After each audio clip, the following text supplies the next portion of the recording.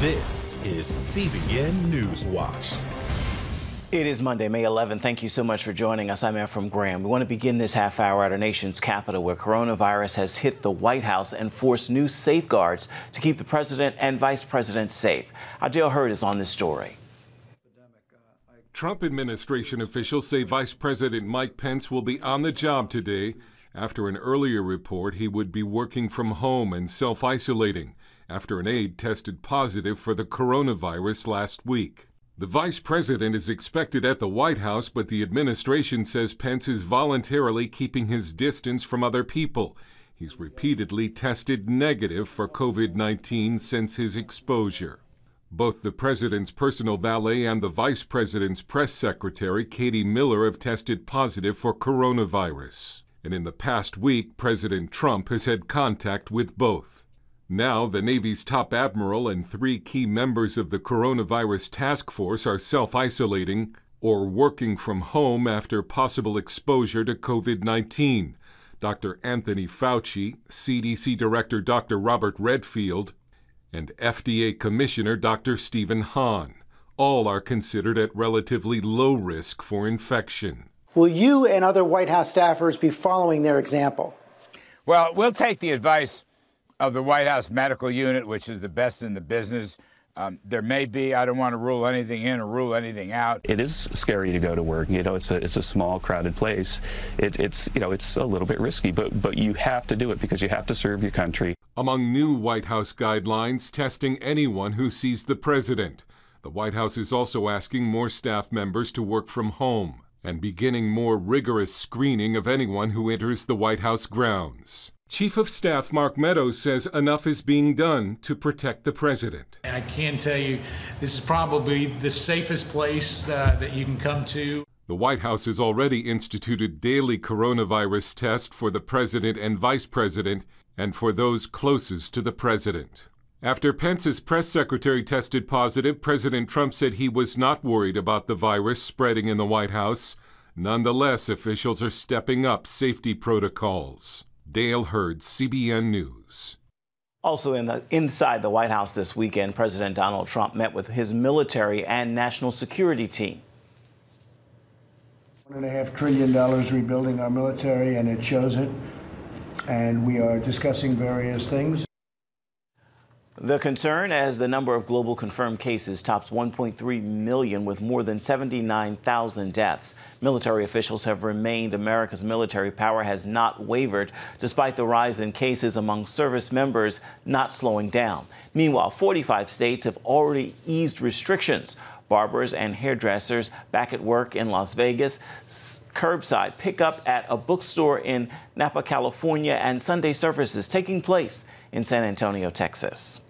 Turning now to New York, Governor Andrew Cuomo is taking extra measures to protect the elderly against COVID-19. This comes after the state has faced backlash for a measure that was implemented in March, requiring nursing homes to take recovering coronavirus patients. The policy was intended to help free up hospital beds for the sickest patients. Since then, New York has seen more than 5,000 deaths inside nursing homes across the state. Governor Cuomo announced changes on Sunday, requiring nursing home staff to be tested twice a week after stricter guidelines for patients in the facilities. Hospitals going forward cannot discharge a patient to a nursing home unless the patient tests negative for COVID-19. So we're just not going to send a person who is positive to a nursing home after a hospital visit, period. New York has the highest number of nursing home deaths in the country. As the world searches for a way to recover from the COVID-19 impact, experts are warning the pandemic could push millions to the brink of starvation. The United Nations warning if countries do not act now, people around the world could face multiple famines. George Thomas is on this story. A new study by the United Nations shows an economic fallout that could push 500 million more people into famine conditions and economic dire straits. Before COVID hit the scene just a few months ago, I'd already been warning leaders around the world, and especially in Europe, that Africa was in a lot of trouble and that we could have 2020 be the worst humanitarian crisis since World War II before COVID. David Beasley runs the United Nations World Food Program. His agency says 55 countries at risk right now of severe famine. Sub-Saharan Africa potentially being the hardest hit. The program predicted that if current projections remain, the region will be home to half the world's poor. What countries are most at risk right now? In Africa, for example, South Sudan will be, Burkina Faso, Sudan, Somalia, Ethiopia, DRC, just to name a few right off the top. In Nigeria, where 90% of the revenues come from oil, the country's poor, struggling to get food on the table. People must eat. I strongly believe that hungry is much more dangerous than even the coronavirus. So we must do our best to ensure that people get food to eat. Political instability and wars in places like Afghanistan, Syria, Haiti, and Venezuela are also pushing people who were already hanging by a thread over the edge. In battle-scarred Yemen, for example, health workers sounding the alarm as vulnerable children face increased need. We estimate that an additional 4 million children are going to slide into poverty as a result of COVID-19. Beasley says lockdowns and sliding economies are making things even harder for the most vulnerable. He warns more people could lose their lives from the economic fallout than from the virus itself. So if we don't have food, the monies we need, supply chain access, we literally could have famine in dozens of countries around the world. This is not a Chicken Little, the sky is falling. This is the reality that we're facing as we speak.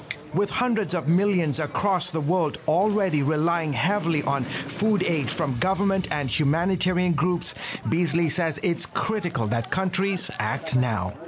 We have to keep the ports open. We have to keep the supply chain moving so food and commodities as well as medical supplies can get to the people in need. George Thomas, CBN News. And we have more from George Thomas. The U.S.-based Salvation Army is serving in more than 130 countries and working to help those in need all over the world. George spoke with the national commander of the Salvation Army, David Hudson, for more. How has this impacted your ministry and how are you guys responding? Well, it's interesting. First of all, you mentioned globally. Whenever the Salvation Army deals with a disaster, it tends to be within one geographic area. So what that means is something happens in one place, the absolute first responders are the ones that live there, but we're able to send relief in and able to send people in to relieve them of their duties and give them a break. Well, this is global. There is no relief. Everybody is doing this. So the Salvation Army is repurposing their programs around the country, but the people are still continuing. The ones that were last month are still doing it. So in India, where we have hospitals, they are now being turned over to be used by the government to help treat the pandemic. It was interesting in France, I just heard that they're doing a drive to allow people that have mobile devices that may be homeless or maybe do not have the ability to utilize other people's electricity so they can charge their phones. In South Africa, where it has the largest break in the African continent, the Salvation Army has increased dramatically its food distribution. So what we're doing here is just kind of multiplied around the entire globe. Wow. Real quickly, sir, how can folks help you guys at this time? Well, I'd like to invite people to visit our website, salvationarmyusa.org. The landing page is on COVID-19. So the first thing is financial support is the best thing because we're able to repurpose those dollars immediately, invest those in the community. So somebody donates on this website, it goes to where they live. And that dollars is able to go for shelter or food or whatever is the greatest need. The other thing the Salvation Army needs is non-perishable food. And so if they could contact their local Salvation Army, and they can find out what the Salvation Army is doing if they visit our website, then they could give donations of food. The Salvation Army is in a unique situation where we're not a in-between type agency. So that means if you give it to like a food bank, sometimes, they get the food out, but they have to then transport it to other places. Salvation Army receives and distributes at the same places. So what I say is you give us a can of green beans in the morning, that can of green beans is in somebody's pantry that afternoon. Yeah. And the other thing for your audience, if you could just pray for our people, pray that they will be faithful and portraying the mission. The mission of the Salvation Army is to preach the gospel of Jesus Christ and to meet human need in his name without discrimination, that our people would be safe and that the people that we serve will be safe. Yeah, it's an incredible mission, one which you have been carrying out faithfully since 1865, 155 years ago. Thank you so much, sir, for all that you are doing. Commissioner David Hudson of the Salvation Army, thanks so much for coming on the show. Appreciate it. Thank you. God bless. God bless. And in South America over the weekend, an iconic symbol in Brazil is bringing awareness to this issue. Rio de Janeiro's Christ the Redeemer statue lit up with messages aimed at ending hunger. A food bank program and social services of the city launched the campaign under the hashtag Table Without Hunger. The program works year-round to provide help to those in need and has seen an increase in services since the coronavirus outbreak in the country. John Hopkins reports Brazil has seen more than 156,000 cases, over 11,000 coronavirus-related deaths. Coming up, more questions rising in the death of a Georgia man after a father and son were arrested on Friday. We're going to bring you that story. But before we go to break, here's a quick look at what's trending at CBNNews.com.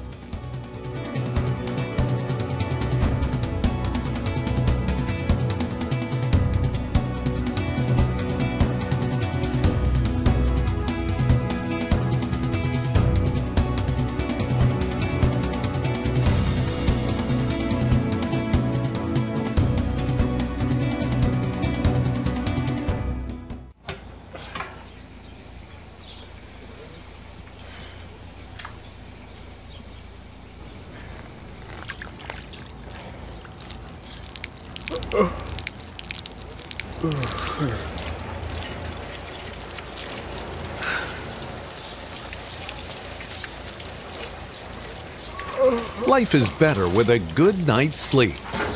Get your free DVD or booklet of Protect Your Sleep as the world watches from the outside. It's a big diplomatic tug of war here in the Middle East. Go inside the story with Jerusalem Dateline. Israeli archaeologists are talking about a discovery that could change the thinking about the Temple Mount. Join CBN Jerusalem Bureau Chief Chris Mitchell and get the biblical perspective on the events shaping the world. What starts in Israel then ends up going to other places. Watch Jerusalem Dateline Friday night at 9:30 on the CBN News Channel.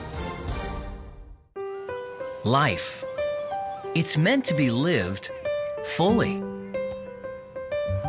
Jesus said it. I came to give you life. Life to the fullest. Life in your family. Life in your finances. Life in your body, mind, and spirit. Life in your everyday.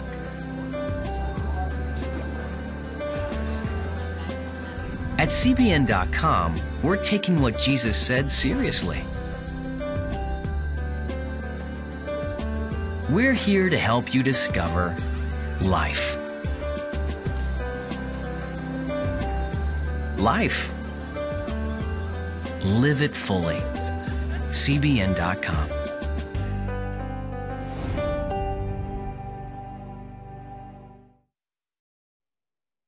Protests sparking across the country over the weekend after what many claim was an unfair shooting of an innocent Georgia black man.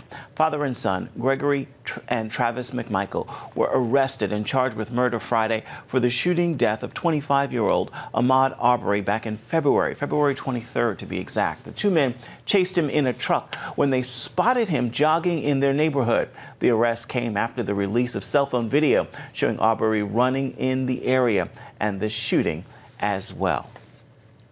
Now, Georgia's Attorney General is calling on the U.S. Department of Justice to investigate the incident further after new surveillance video was released. The video showed what the suspects claimed to be the images of Arbery entering their construction site, though he is not seen doing anything illegal.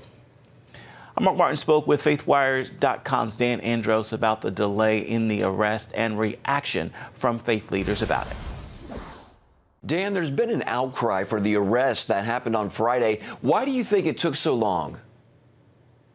Well, it's tough to say. That's been a bit of a head scratcher for a lot of people. I think one of the reasons being the video that shows what happened in this event, at least part of the ending of what happened and not a lot of the buildup. But that video was not released and leaked out to the internet until last week, and it's not known at this point if the authorities had access to that video prior. But if they didn't, then that's probably what took so much time, because the incident happened back on February 23rd, and there was an arrest until late last week. And there was an outcry after this video made the rounds on the internet. It was a very disturbing video, to say the least. But also playing a role would be Gregory McMichael, one of the suspects who was arrested. He was a former police officer and an investigator, so there's some questions being raised about whether or not there was a thorough investigation initially, in part because of his past service. And Dan, even prominent faith leaders were making their voices heard. What were they saying, and any reaction since the arrest? Yeah, obviously, as the video initially came out, there was an outcry. People like Priscilla Shearer, Devin Franklin, Christine Kane, and others all expressed their shock and horror at what they were seeing and cried out for justice for this young man. And, there have been thankfulness and gratitude that an arrest was made, but it seems like there's still frustration that it took a video coming out for an arrest to actually be made in this particular case. So still questions to be answered, but people are thankful that it looks like justice, at least for now, could be served. How can those same Christian leaders encourage healing following this terrible tragedy? Yeah, I mean, I think to just keep on asking for prayers in this situation, but also holding authorities and others' feet to the fire when there are wrongs being done. I think we need to look at all sides. That's something that America has had trouble with on these types of cases. They're very heated. There's race aspects involved in them, but it's good to let the facts come out and wait for the facts to speak for themselves. But at the same time, we have to just keep bringing people together with prayer, encouraging one another to, put aside any hateful differences that we might have, and just keep praying for healing in that way in our nation. All right. Very well said. Dan Andros of FaithWire.com. Thanks for bringing us this story, Dan. Thank you. Also on FaithWire tonight, with more and more Americans facing governmental overreach, we're going to look at one example in Wisconsin where a mother was given a warning visit by sheriff's deputies because her daughter was seen playing with the neighbor's children. You can see that on FaithWire's Faith versus Culture tonight at 9:30 Eastern on the CBN News Channel. Up next, how museums across the country are finding ways to educate the masses despite having to keep their doors closed. Stay with us.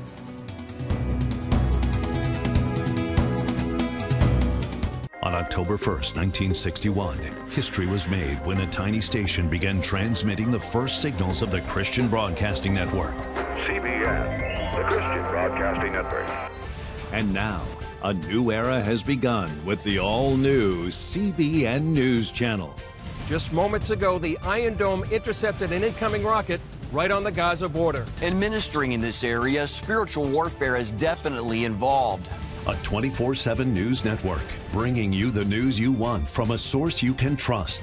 In Kenya, 40% of the medical services are actually provided by these Christian hospitals. Let's talk about the economy. Believers here are joining together to win people to Jesus Christ. All your favorite shows now in one place. Go to CBNNewsChannel.com to find out how to get the CBN News Channel on your TV all day, every day. CBN News.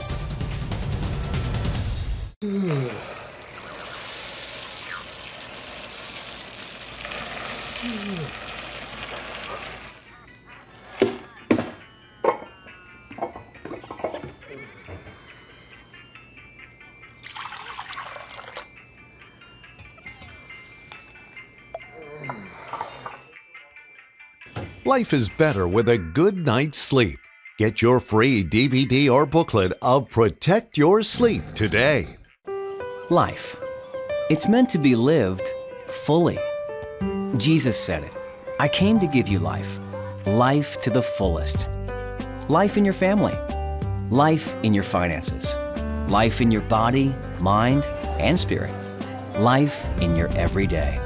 At CBN.com, we're taking what Jesus said seriously. We're here to help you discover life. Life. Live it fully.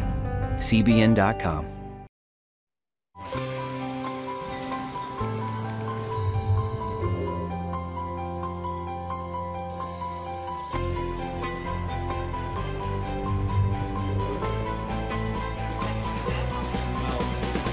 I am Regent's first ROTC graduate student.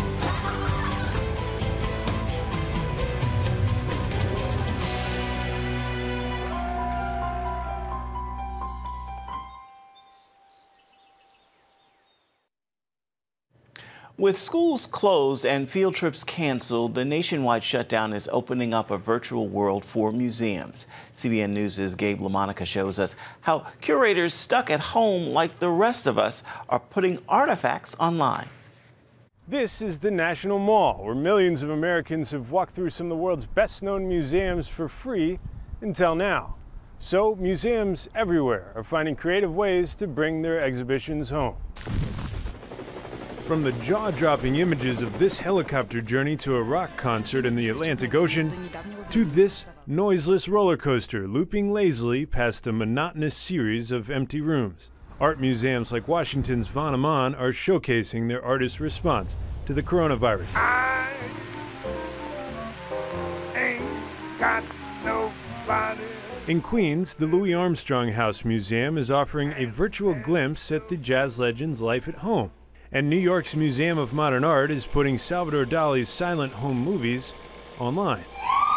Desolate city streets, empty national monuments, and museums in Washington are leading lonely curators to take matters into their own hands.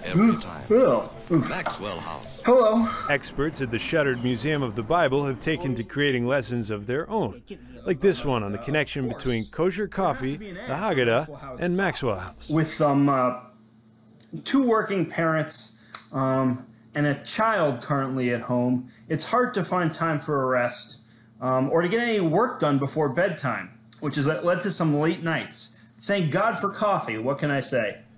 Cooped up guides offering comic relief. You ain't nothing but a hot dog. No, that's really not it. Amy Van Dyke is the lead curator of art and exhibitions. I've been getting a little bit distracted at home. Offering her take on Elvis Presley's favorite passages in the museum's Elvis Bible. His favorite book, from what it looks like, was the Book of Psalms. Because in the Book of Psalms, there's lots of notations and writing in there, which makes sense because it's a book of songs. Not to be outdone, the curators at the International Spy Museum are bringing lessons of their own online. We call this Spy from Home. Learn the tradecraft of strategic and operational deception from the comfort of the living room. Now, invisible ink is really important to spies. Or head to the curator's corner to learn how to make invisible ink or your own disguise from the Spy Museum's Jackie Aisle. If you dress up like SpongeBob and get out there on the sidewalk and you think you're going to be undercover, you're going to be sadly mistaken. And for an intelligence analyst view of the pandemic keeping us all at home in the first place, there's endless coronavirus questions. Check out online discussions led by former Intel agents like Spy Museum Executive Director Chris Costa. When the pandemic is over, what are the lasting impact on the intelligence community, on the society as we know it, on the world? The pandemic is unleashing a ton of digital content as museums take their exhibitions online and board curators stream free lessons on history and artifacts from their home to yours. Gabe LaMonica, CBN News, Washington. After the break, why one prominent Christian leader says the uptick in online church services during this lockdown could have a huge impact. Stay with us.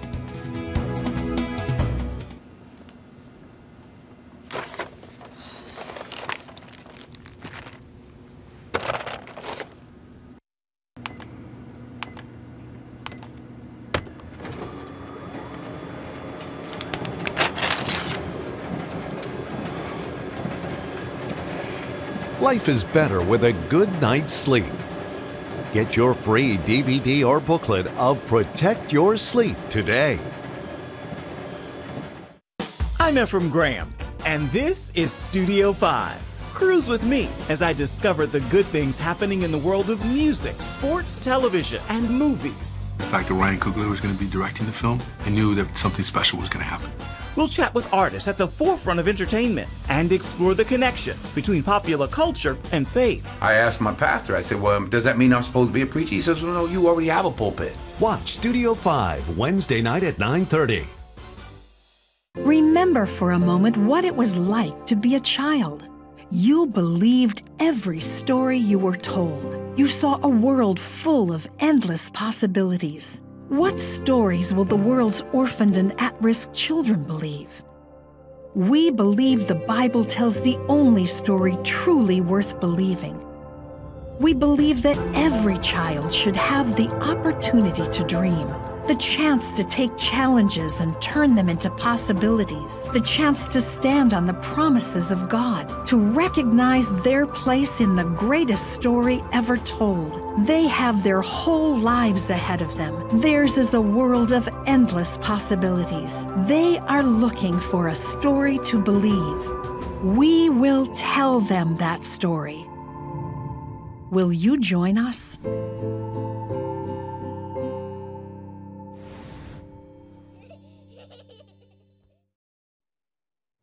With most churches across the country hosting services online only, Pastor Greg Laurie suggests this could lead to the next spiritual awakening. The California pastor pointed to data showing young people prefer to communicate with one another via text messages, suggesting the church's new online abilities are appealing to a younger generation. We scratch our heads and we wonder how to reach like your generation, the millennials, Generation Z. And sometimes people decry the fact that so many in your generation are glued to your phones, to your tablets.